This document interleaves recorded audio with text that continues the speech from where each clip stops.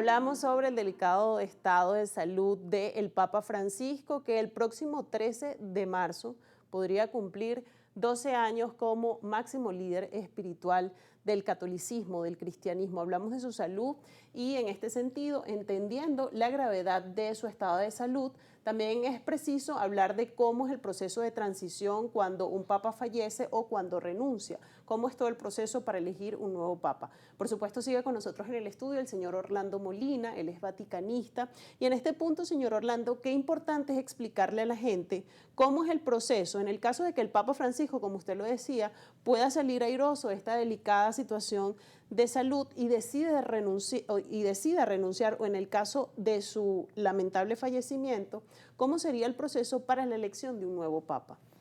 Bueno, este es el papa número 266, de los cuales desde Pedro hacia arriba son 266 pontífices, de los cuales 213 han sido italianos, el resto han sido de otros países. El papa efectivamente pues ya firmó su renuncia del 2014. Tenemos que entenderlo como un proceso normal. Y firmó la renuncia, para explicarle un poco a la gente, no porque haya renunciado al papado, sino para tener preparado todo ese proceso de transición. Porque él firmó la renuncia en el sentido de que, también lo dijo en Corriere della Sera o otros medios italianos, simplemente cuando él ve que definitivamente no está en capacidad física o mental de asumir las funciones como pontífice, y la doble función de él como jefe espiritual de 1.300 millones de personas y jefe de Estado, porque el Vaticano tiene relaciones con 180 países, él se separaba, ¿no? O sea, que no sea una especie de estorbo, pues. Ahora, la Iglesia tiene mecanismos normales, pues. Si hay sede vacante, la sede vacante significa o que el Papa fallece, muerte natural o lo que sea, o fallece, o la renuncia. Si él fallece, el carmalengo, que es el cardenal más antiguo, de mayor edad del Colegio Cardenalicio. El Colegio Cardenalicio son 200, casi 300 cardenales. Pero al Papa lo eligen no más 120, porque de acuerdo a la Constitución y al decreto de Juan Pablo VI, los cardenales que eligen al Papa en el cónclave deben tener menos de 80 años. En el caso de Venezuela, lamentablemente, pues, los dos cardenales que tenemos no pueden asistir, ni el Baltasar Porras, ya tiene 80 años, ni Diego Padrón, pues tiene 84 años, ¿no?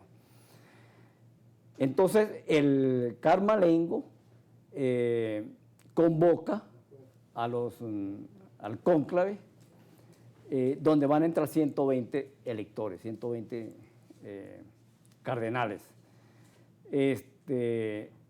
Y a su vez, ellos tienen que guardar el carmalengo los 9 días del funeral o los rezos y 10 días más para convocar el cónclave. El cónclave, simplemente, ahí se establecen algunos criterios generales. Primero, el perfil del candidato debe ser entre 65 y 70 años. Luego, se trata que el candidato sea políglota, que domine 4 o 5 idiomas.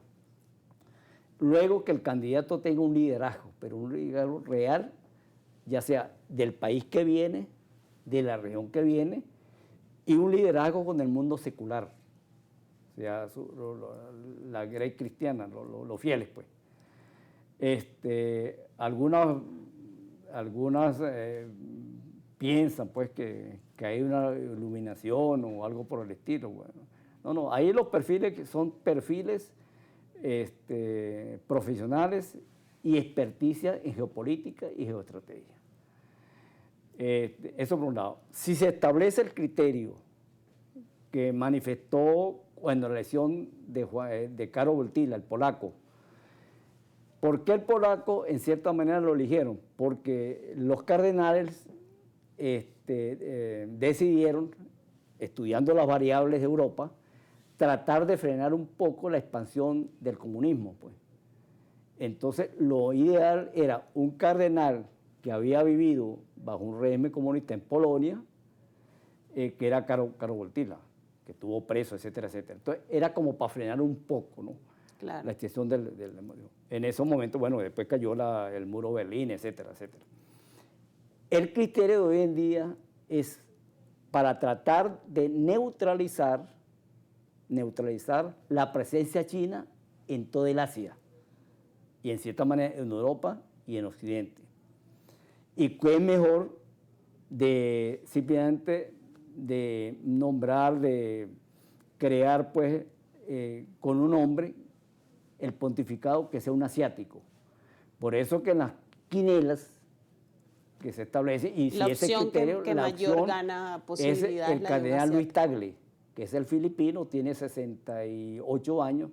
Yo tuve la suerte de conversar con él tan largo y tendido allá en Domo Santa Marta, donde yo llego cuando voy al Vaticano. Era presidente en ese momento de Cáritas Mundial. Y es un hombre, en el Vaticano ahorita hay dos grandes corrientes, de hace más o menos 40, 50 años.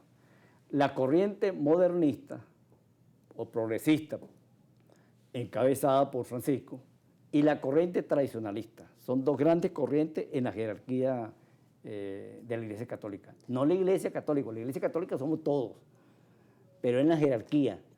Entonces, en ese gobierno hay dos grandes corrientes.